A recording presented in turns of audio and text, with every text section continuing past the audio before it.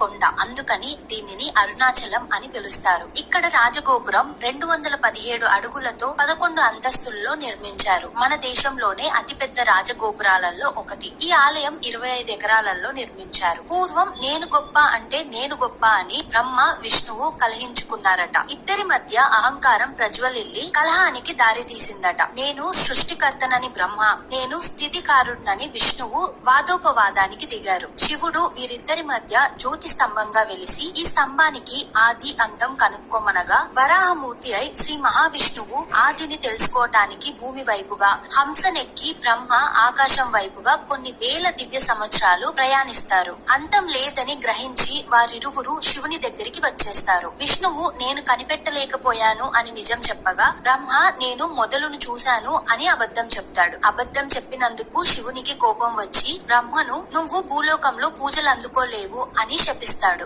ఆ రోజు అలా వెలిసిన అగ్ని స్తంభాన్ని బ్రహ్మ ప్రార్థన చేసి మా అహంకారం పోయింది. ఇక్కడ ఇదే రూపంతో వెలిసిన మీరు ఈ భూలోకంలో అజ్ఞానాన్ని పోగొట్టేందుకు అరుణాచలంలో అగ్నిలింగంగా వెలిసి భక్తులను అనుగ్రహించాలని ప్రార్థించాడట. దానికి శివుడు అంగీకరించి ఇక్కడ అగ్నిలింగంగా వెలిశాడు. మీలో ఎంతమంది ఇక్కడ గిరి ప్రదక్షిణ చేశారో కామెంట్ చేయండి. Thank you.